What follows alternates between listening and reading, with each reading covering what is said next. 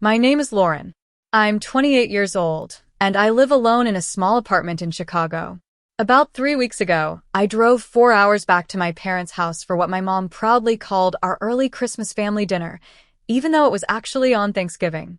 She said it was more convenient that way. Everyone was off work, everyone could be together. I almost turned the car around twice during that drive, but guilt is a powerful thing. So I showed up anyway, carrying a homemade pumpkin pie and wearing a smile that didn't quite reach my eyes. Dinner was loud and chaotic. Football was blaring on the TV, people were talking over one another, laughing, acting like this was some perfect Hallmark moment. When the plates were finally cleared, my mom stood up and clapped her hands for attention, like she was hosting an awards show. She pulled out a bag filled with wrapped gifts and started handing them out, going around the table one by one. My dad got a new golf shirt. My uncle got his favorite expensive wine. My sisters received cute, personalized gifts, little bracelets, and a spa certificate. Everyone laughed, said thank you, hugged my mom. I waited, because of course there had to be something for me too. But when the bag was empty and she still hadn't even looked in my direction, I finally asked, as casually as I could, "Is there one for me?" She didn't hesitate at all. "Be grateful you can sit here," she said, like she was reminding me I should be thankful just to be allowed in the room. My uncle snorted and added, "Be glad we still remember your name." The whole table burst out laughing. I felt my face burn, but I just nodded and said, "Good to know." No yelling. No tears. Just that. I left early. I drove back to Chicago in the dark and decided that something had to change. Because 2 weeks later, those same people who laughed at me were standing at my door, pounding on it, begging me to talk. And that was when the real story began. When I got back to Chicago that night, I dropped my keys on the counter, threw the pumpkin pie into the trash, and sat down on the kitchen floor, staring at my phone. Part of me wanted to send a long message in the family group chat, spelling out exactly how they had humiliated me. But I already knew how that would go. They'd say I was being dramatic, that it was just a joke, that I should be grateful they even invited me. So instead, I texted Mia, my best friend. She called me within 30 seconds. I told her everything, from the fake smiles, to my mom's line about being grateful I could sit there, to my uncle's "still remember your name" jab. There was a long silence on the line, and then Mia said very calmly, "Len, that's not normal. That's not just rude. That's mean. They don't respect you at all." Hearing someone else say it out loud made something click in my chest. While we were still talking, I opened my banking app and started scrolling. Gym memberships charged every month. Streaming services under my name that I barely used because I was always working. An Amazon Prime family plan. Random tickets, food orders, Ubers. Every one of those little "can you put it on your card, I'll pay you back later" moments that never actually turned into anything. That's when it hit me. For years, I had quietly been the invisible financial backbone of this so-called close family they loved to show off online. They had no problem making jokes about me, but they were perfectly fine letting my card stay on file, like I was their personal sponsor. Mia said, "What if you just stopped paying? What if you let them feel what it's like to actually lose you?" The idea scared me and thrilled me at the same time. That weekend, I sat down with my laptop and a notebook and made a list. Mom's yoga and gym memberships. Dad's streaming subscriptions and Prime account.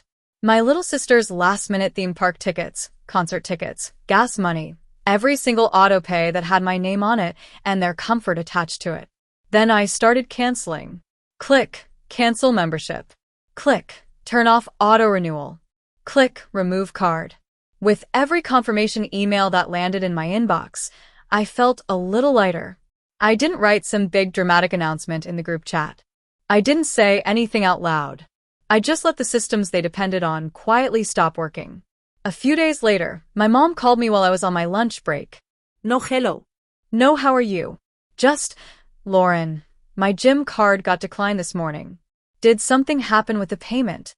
I swallowed my nerves and said, "Yeah, I canceled it. You'll need to set it up in your own name." She sounded genuinely offended. "You know I go to those classes for my health. You know I count on that." I answered calmly, "You also know what you said to me at dinner. I'm done paying for people who can laugh at me like that." She gasped like I had slapped her through the phone. Later that night, my dad called because the streaming services weren't working. It says we need to update the payment, he complained. You must have messed something up. I didn't mess anything up, I said. I just stopped paying. You're adults. You can handle your own bills. He went quiet for a moment, then snapped. Family takes care of each other, Lauren. Exactly, I said. That goes both ways. After that, the group chat exploded. Little passive-aggressive messages started rolling in about how some people forget where they came from, how money isn't everything, but apparently some folks think it is. I muted the chat. I decided I wasn't going home for Christmas, no matter how many guilt trips they tried to send my way. For the first time in my life, I chose not to play the role they had written for me. I honestly thought they'd sulk, maybe talk trash about me at the country club, and eventually move on. What I underestimated was how much they depended on me, not just for money but for control. Because the more their subscriptions and little comforts started falling apart, the more desperate they became. And that's how I ended up with my entire family on the other side of my apartment door, pounding and screaming to be let in. The first real wave hit a few days after I canceled everything. I was sitting at my desk, trying to focus on a campaign brief, rereading the same sentence over and over, when my phone started buzzing nonstop. At first, it was just the family group chat lighting up like a fire alarm. My mom sent a long paragraph about how some people forget who raised them and how deeply hurt she was that I would attack her health by canceling the gym. She made it sound like I had taken away prescription medication, not turned off a membership that had been billed to my card. There was even a line about how yoga was the only thing keeping her sane, as if I were personally responsible for her mental stability. My dad followed with his usual speech about sacrifice and family duty, throwing in that classic line, "You wouldn't have your fancy job in Chicago if it weren't for us." He always said that anytime money came up, like my degree and career were items on a bill I still owed. Then my sisters jumped in with emojis and side comments. One of them wrote, "Imagine choosing Netflix over your own mom," which was ironic, considering I had canceled Netflix too, and they were the ones using it way more than I ever did. Another messaged, "You've changed so much. You used to be nice," followed by a crying emoji and a broken heart. It was the same script as always, just louder and happening in a group thread.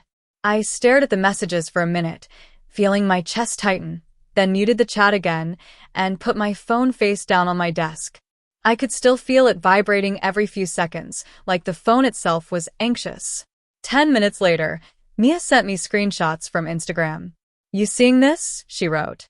My younger sister had posted a black background with white text that read, "Some people will cut off their own blood over money. Remember who was there before your paycheck." There was a broken heart emoji and little praying hands underneath. She didn't tag me, but she didn't need to. Half our extended family follows both of us. My mom commented, "So sad but true. Love you, baby." Some people lose their way.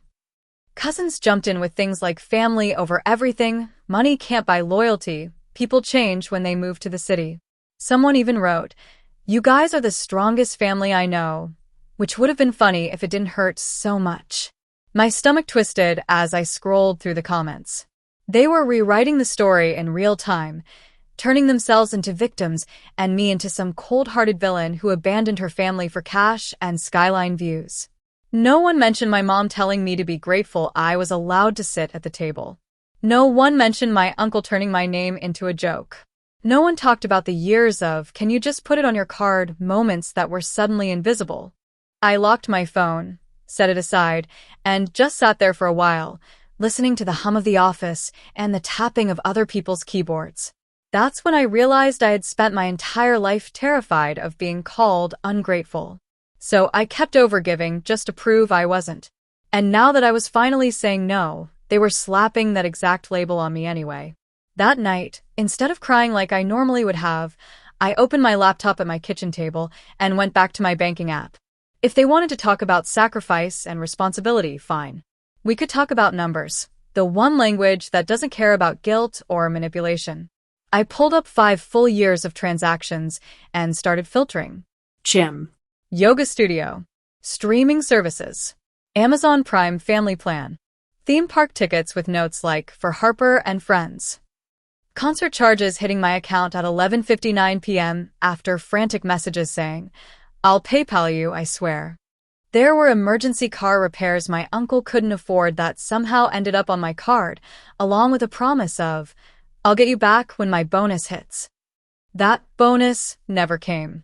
There were restaurant bills I covered because, you make more than us, it's no big deal, said half-jokingly but taken very seriously. It was painful and strangely satisfying at the same time. With every line item I highlighted, I remembered the exact conversation that went with it, the exact moment I swallowed my resentment and smiled instead. I copied everything into a spreadsheet, added dates and short descriptions, color-coded the categories just to keep myself sane, and watched the total climb higher and higher until I had to lean back in my chair and just stare at it. This wasn't a few generous moments. This was a pattern. This was years of me being the safety net whenever someone forgot their wallet, couldn't pay until Friday, or just needed a little help. That's when I realized something painful but clear. To them, my money wasn't really mine. It was an extension of theirs, something they felt entitled to because of biology and history. I drafted an email and addressed it to my parents and both of my sisters. The subject line read, since we're talking about who owes what. I paused for a moment with my finger hovering over the keyboard, then started typing. In the body, I wrote plainly. I said I knew they had done things for me growing up, that I was grateful for a roof, for food, for school, that I wasn't pretending I had raised myself. But I also wrote that the idea that I somehow owed them endless financial support and blind tolerance for the rest of my life was inaccurate, and it wasn't healthy. Then I pasted the total from the spreadsheet and added a short breakdown underneath, listing the categories. I didn't call them thieves. I didn't demand they pay it all back like a debt collector. I simply wrote, if you want to keep insisting I'm ungrateful and selfish because I stopped paying, please look at this and ask yourself who has actually been taking care of whom. My hands were shaking when I hit send. My heart was pounding like I'd jumped into cold water. But at the same time, it felt like setting down a weight I'd been carrying for years, a bag I hadn't even realized had gotten that heavy. My mom's reply came fast. The subject line was in all caps. How dare you? The body was a wall of text. She called my list manipulative and cruel. She said only a heartless person would throw money in her parents' faces. She accused me of trying to put a price on her love and sacrifices. She twisted every example into a story about how hard things had been for them and how ungrateful I was for making them feel small. She ended it with, I am so ashamed of who you have become, and added that she didn't even recognize me anymore. Then she blocked me on Facebook. I know she blocked me because less than an hour later, Mia sent me another screenshot. My mom had posted one of those generic family quote images, something like, family is forever, even when some members forget, with a long caption about staying strong during trying times and being thankful for the children who still honor their parents and understand true loyalty. The likes and supportive comments poured in. You're such a good mom. Your kids are lucky to have you. Don't let anyone tear your family apart. They were cheering for someone who had used the word grateful like a weapon against her own child at the dinner table. None of them knew that every cozy Netflix night and every peaceful yoga morning had been quietly paid for by the daughter she humiliated in front of everyone. That night, I lay in bed staring at the ceiling, angry and shaking. But underneath the anger, there was a strange clarity, a sharp, clean feeling.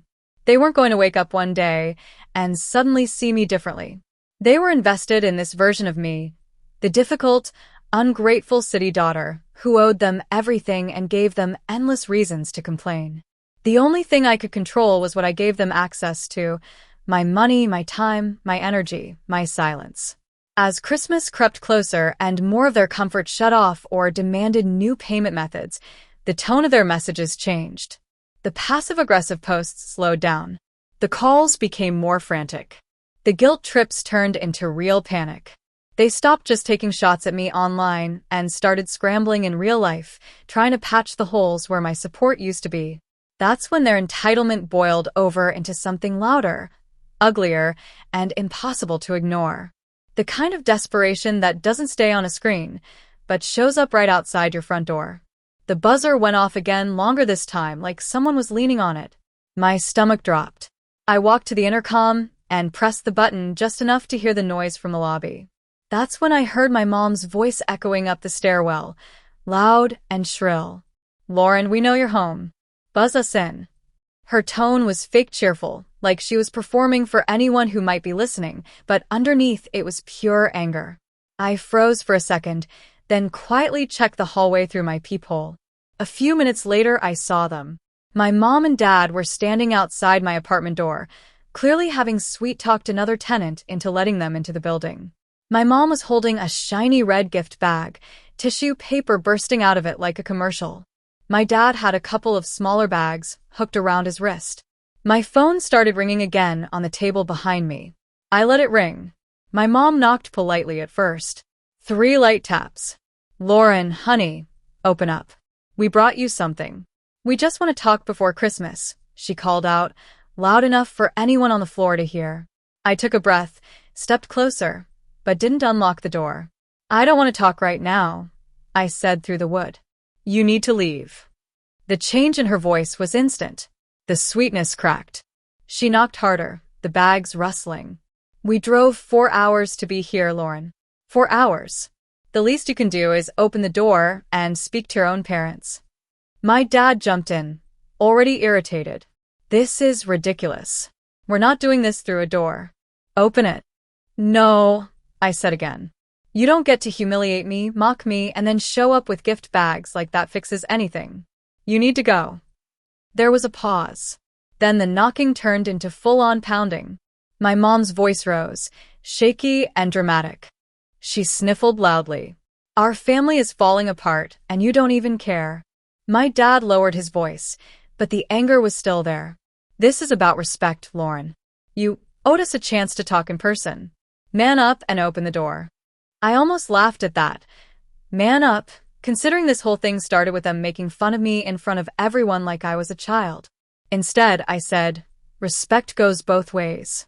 Standing outside my home and trying to force a conversation I already said no to, that's not respect. My phone buzzed in my hand. It was my younger sister calling. When I didn't answer, she immediately followed with a text, "They're outside your door. Just open it. Don't make this worse. Mom's freaking out." I typed back, "They showed up uninvited. That's on them." A second later, she replied, "You're being cruel. They brought you Christmas gifts to make it right." Right on cue, my mom decided to lean into that angle. She raised her voice and called through the door. "We brought you presents, Lauren. We didn't forget you. We're trying. This is what you wanted, right? Attention." It was almost funny how she twisted it. I pictured what was probably in those bags. Maybe a basic sweater from a sale rack, maybe a candle. Something they could later point to and say, "We tried," but she threw it in our faces. "I don't want any of it," I said. "You're not fixing anything with gifts. You never even apologized for what you said to me, for laughing at me in front of everyone." There was a short silence. Then my mom snapped. "Oh my God, are you still on about that? It was a joke, Lauren. A joke. Normal people can take a joke at dinner." My dad added, "You're blowing one comment out of proportion and punishing the whole family over it." That was the moment I knew there was nothing for me on the other side of that door. Not yet. Not like this. I pulled my phone back out and texted my mom, "You have 10 minutes to leave, or I'm calling building security." Out loud, I said, "You need to go. I'm serious." The pounding stopped for a second, then came back even louder. My mom's voice cracked, rising into panic. "We need to talk. Open up. Please don't do this to us. Don't do this to your mother." My heart was racing so hard I could hear it in my ears, but I didn't move toward the lock. I just stood there staring at the doorknob, repeating in my head, "You're allowed to say no. You're allowed to say no." After about 20 minutes of knocking, crying, pleading, and my dad muttering that I was being insane, they finally left. Later that evening, a neighbor down the hall emailed me through the building portal, politely asking if everything was okay and mentioning the very loud scene outside my door. I sat on my couch afterward, shaking, and opened a blank note on my phone. I wrote down exactly what had happened, every word they said, every feeling in my chest. I didn't want them gaslighting me later into thinking I'd imagined it. The more I wrote, the clearer it became. This wasn't just about one dinner or a few subscriptions. This was about control. They weren't used to me having boundaries, and they were not handling the word no very well. I thought the worst was over once they drove away. I told myself they'd cool off, complain about me to their friends, and then back off. I was wrong. That visit was just them warming up. The next time, they'd bring more than gift bags and guilt, and they'd show me just how far they were willing to go to drag me back into the role they needed me to play. After the gift bag scene, I really believed they'd back off. For a few days, it was almost peaceful. The family group chat slowed to vague quotes about forgiveness and praying for people who lose their way. I kept it muted, focused on work, grabbed coffee with Mia, tried to sleep without hearing "Be grateful you can sit here" echoing in my head. I told myself the worst was over. It wasn't. The calls started again. First from my parents' numbers, which I let go to voicemail. My mom cried about not sleeping, about her blood pressure, about how the doctor said stress like this could kill her, and asked if that was what I wanted. My dad's messages were colder, how I was breaking the family, how I owed them a conversation because they raised me. When I stopped answering, they switched to random local numbers. I picked one up, thinking it was work, and my mom said, "So, you do still know how to answer a phone?" Like she caught me in a lie. I hung up. Then my Uncle Chuck joined in, leaving voicemails about how I couldn't cancel my family, like a subscription, and how one day I'd need them. Online, my sister posted another sad TikTok about being abandoned by your own sibling who chooses money and strangers over the people who were there from day one. No names, but the caption, "Sometimes blood hurts more than strangers," made it obvious. Strangers flooded her comments telling her to cut off toxic people. Meanwhile, the fallout from my canceled payments kept hitting. My mom left a panicked voicemail about the gym needing a new card and a sign-up fee, saying yoga was the only thing keeping her calm and asking how I could do that to her. A cousin told me my dad was complaining at the golf club about ungrateful kids who treat parents like banks. One night, I opened my spreadsheet again and added a new column labeled behavior. Calls. Guilt trips. TikToks. Surprise visite. Seeing it all lined up made it impossible to pretend this was just a phase. It was a system, and I'd stopped playing my part. A few days before Christmas, it went from digital back to physical. I came home with groceries, saw my parents' car outside, and felt my stomach drop. When I reached my floor, my mom, my dad, and my Uncle Chuck were standing in front of my apartment like a blockade. "There she is," my mom said loudly. "Do you feel proud calling security on your own parents?" I set my grocery bag down but kept my keys in my hand. "You're not supposed to be here. You need to leave." My dad said they weren't leaving. They'd driven all that way to talk in person, and I owed them that. My mom went on about how they were trying to save the family while I hid in my little box and treated them like parasites. My uncle leaned against the wall, smirking. "You really think your neighbors care about you more than your own blood?" he asked. "You don't just cancel blood.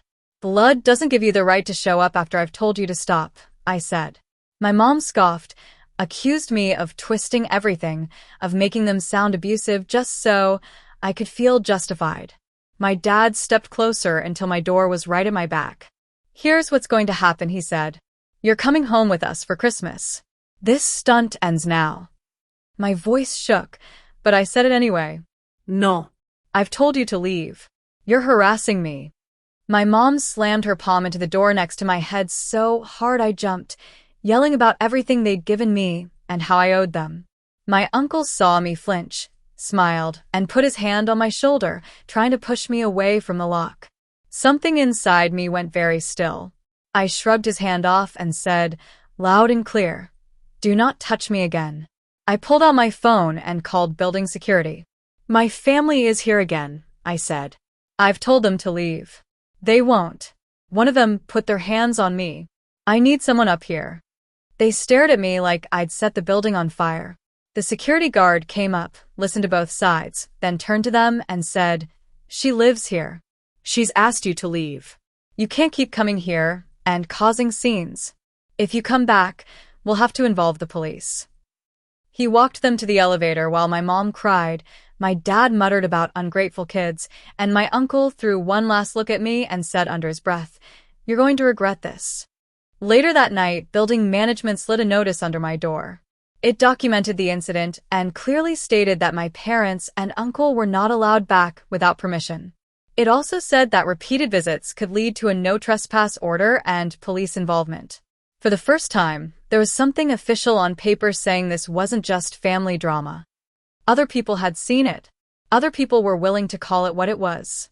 I wanted to believe that would be enough to make them stop. But people who are used to control don't usually give it up because of one piece of paper. And I knew, deep down, that if they came back again, it wouldn't just be security getting involved. A few days before Christmas, I finally started to relax. Security had filed their report. My parents and uncle had already been escorted out once, and my phone was quiet for the first time in weeks.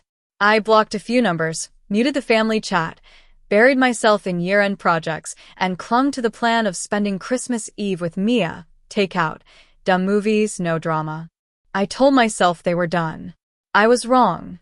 One afternoon, I was coming up the stairs with groceries when I heard my name echoing through the stairwell. My last name, sharp and too loud. My mother's voice. "She's on this floor." "I know she is." "Lauren, get out here right now." My stomach dropped. When I turned the corner, they were there again.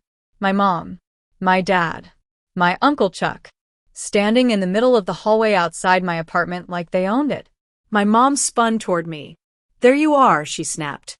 "Do you feel powerful now, calling security on your own parents?" My dad stood stiff, jaw clenched. My uncle leaned against the wall, smirking, like this was entertainment. I set my grocery bag down and kept my keys in my hand. "You're not supposed to be here," I said. "You need to leave." "We're not leaving," my dad said. "Not until you stop acting like a stranger and talk to us like an adult. We drove all this way before Christmas to fix this." My mom jumped in, voice rising so every door could hear. "We're still fighting for this family. You cut us off. You humiliate us with that email. You call security on us, and you can't even look us in the eye. We gave you everything." Doors cracked open along the hallway. My uncle pushed off the wall and stepped closer. "You think these people care about you more than we do?" he asked, nodding toward the other apartments. "When your big city life falls apart, you think they'll take you in? Blood is blood, kid. You don't just cancel that." Something inside me hardened. "Blood isn't a free pass," I said. "It doesn't give you the right to show up at my home after I told you to stop. It doesn't give you permission to yell at me, corner me, or put your hands on me." My mom scoffed. "No one put their hands on you," she snapped. "You twist everything to make us look like monsters. Security said there was nothing on camera last time. You've decided we're abusive, so you can feel justified." Out of the corner of my eye, I saw my older neighbor down the hall standing in her doorway, phone raised, recording again. Our eyes met. She gave me a small nod that said, "I see this. I'm not pretending I don't." My dad stepped closer until my back hit my own door. His voice dropped. "Here's what's going to happen," he said. "You're packing a bag. You're coming home with us for Christmas. This stunt, with the cancellations and security, ends now." My hands were shaking, but my voice came out steady. "No. I'm not going anywhere with you. I've told you to leave me alone. You keep coming back. You are harassing me." My mom slammed her palm into the door beside my head with a loud crack. I flinched. "Harassing?" she hissed. "We gave you life. You wouldn't have this apartment, this job, anything without us. You owe us respect. You owe us Christmas. You owe us more than this." My uncle saw me flinch and smiled. "You call this harassment?" he said, then grabbed my shoulder and shoved just enough to move me away from the lock. It wasn't a punch, but it was a message. "We still control you." Something in me went very still. I knocked his hand away and said, loud and clear, "Do not touch me again." Before he could respond, my neighbor's voice cut through the hallway. "I'm calling the police," she said. "This is the second time. She asked you to leave. I'm recording everything." For a second, everyone froze. My mom whipped around. This is none of your business. This is family. You made it my business, my neighbor replied calmly. When you started yelling in the hallway, I could hear sirens faintly in the distance, getting closer. My mom turned back to me, switching into that broken, pleading tone I knew too well. Lauren, stop this. Tell them it's fine. Tell her not to call. You want your uncle arrested? You want your mother to have a heart attack right here on the floor? Is that what you want for Christmas? My chest tightened. For one heartbeat, I felt that old reflex, to fix everything, to apologize just to make it stop.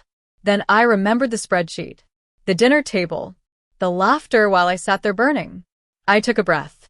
I want you to leave, I said.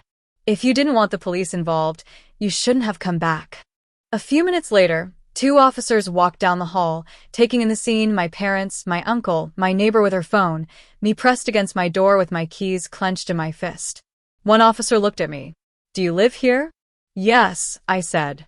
They're my family. I've asked them to leave multiple times. Security already escorted them out once. They keep coming back. They've put their hands on me. I don't feel safe. My voice shook, but I got it out. The other officer spoke to my neighbor, who showed them a clip, my uncle grabbing my shoulder, my mom slamming her hand into the door next to my head. That was enough. The officer turned to my family, his tone hard. You need to leave the property now. You've been warned before. This is harassment. Being related doesn't give you the right to corner her. If you come back or continue contacting her like this, she can pursue a restraining order and charges. My mom sobbed about concerned parents. My dad argued about his rights as my father. My uncle muttered about soft cops and disrespectful kids. The officers didn't care. They pulled my uncle aside, took his ID and wrote him a citation, explaining exactly what it meant. He stood there red-faced while someone in authority told him, clearly, that he was the problem. Watching that man, who had laughed at me my entire life, stare at the floor while being held accountable did something to me. For once, I wasn't the one being shamed. As they walked them toward the elevator, my mom clutched her chest, saying she felt dizzy, that the stress was too much. An officer offered an ambulance. My dad said he'd take her to the hospital himself. Later, I heard her blood pressure had spiked, and she spent the night in ER. That my dad was furious about the hospital bills and the citation. That my uncle suddenly got a lot quieter at the bar where he used to brag about our perfect family. After they left, management slid another notice under my door, confirming the incident, stating my parents and uncle were banned from the property without prior permission, and reminding me I could pursue a restraining order if I chose. A cousin texted me, "People are talking. I saw a video of your mom and uncle yelling in your hallway. You okay?" I stared at it for a second, then replied, "I'm okay. Better than before." For the first time, the consequences of their behavior were landing on them instead of me. Christmas passed in total silence between us, and that silence didn't feel like punishment. It felt like space. Space where I could finally imagine a life that wasn't built around managing their chaos. In the weeks after Christmas, the quiet felt unreal. I kept waiting for another explosion, another surprise visit, another wall of guilt-soaked texts. Nothing came. No Merry Christmas. No Happy New Year. Not even a passive-aggressive quote. At first, it felt like standing in a room right after fire alarm shuts off, my body still braced for noise that wasn't there. Slowly, it turned into something else. Peace. Through cousins and mutual friends, I heard what was happening back home. My mom had follow-ups after the ER visit. Her doctor told her plainly that if she didn't manage her stress, she was risking serious health problems. Without my money quietly covering extras, she had to cut back on the gym and social things she used to brag about. She asked a younger coworker to help her download budgeting apps and figure out autopay. My dad had to call subscription companies himself. Sit on hold. Reset passwords. For once, solve problems without saying, "Ask Lauren." He complained about the hospital bill and my uncle's citation, but this time, there was no one to dump those costs on. My Uncle Chuck's funny guy image took a hit too. People had seen or heard about the video. The cops. The citation. It's hard to play charming uncle when everyone knows you're the guy who got the police called on him by his own niece. My sisters went quieter online. Fewer concert selfies. Fewer impulse trips. More posts about extra shifts and grinding for goals. When I stepped back as their invisible safety net, they had to stand on their own. That's when it really clicked. My boundary didn't just make me grow up. It forced all of us to. When the adrenaline finally faded, I crashed a little. With no new drama to distract me, all the old stuff floated back up. The jokes that weren't really jokes, I kept thinking about all the times I paid the bill and swallowed my resentment. All the years, I truly believed that keeping the peace was my responsibility. That it was my job to smooth things over, no matter how I felt. Eventually, I stopped just saying I should go to therapy and actually made an appointment. In my first session, the therapist asked me something that caught me off guard. When did you learn that your role in your family was to fix everything? I didn't have a clear answer. I couldn't point to one moment. But that question stayed with me. Around the same time, I found an online support group and a subreddit filled with people whose stories felt painfully familiar. Parents who used guilt as a weapon. Relatives who treated family like a leash. Siblings who only reached out when they needed something. As I read through their posts, I saw words I had never allowed myself to use for my own situation. Manipulation, emotional abuse, financial exploitation. Those words didn't change what had already happened. But they changed how I saw myself for finally walking away. I stopped judging myself so harshly for choosing distance. Months later, my mom sent me a short email. No subject line. Just a few lines saying she was sorry things had gotten so bad between us, that she didn't agree with how I handled everything, but that she missed me and hoped I was okay. It wasn't the apology I wanted, but it was something. I didn't reply right away. When I finally did, I kept it simple. I told her I was okay. I said I hoped she was taking her health seriously. And I made it clear that if we ever talked again, things would have to be different. No yelling. No guilt. No pretending Thanksgiving was just a joke. I said I might be open to a conversation someday, preferably with a therapist involved, but I would not go back to paying for everything and being grateful just to sit there. Hitting send didn't feel like reopening the door. It felt like closing it on the old version of us and leaving only a small, careful opening. I don't know what will happen with my family in the long run. Maybe we'll build something smaller and healthier. Maybe we'll stay low contact forever. But I do know this. For the first time, my peace doesn't depend on their moods. I pay my own bills for me. I spend holidays with people who don't turn me into a joke and call it love. I no longer measure my worth by how useful I am to the people who raised me. If there's any lesson in all of this, it's that family is not a free pass to disrespect you. Love without respect is just control pretending to be care. Boundaries are not betrayal. They're self-respect in action. And sometimes the most satisfying revenge isn't slamming a door. It's walking away. It's about letting people finally face the consequences of their own behavior and building a life where you're not grateful just to be allowed in the room, but genuinely happy to stand on your own. Have you ever had to choose your own sanity over your family's approval? And if you haven't yet, what would they have to do for you to finally say enough? Drop a comment below telling me which city in the USA you're from, and don't forget to hit subscribe so you don't miss the next story.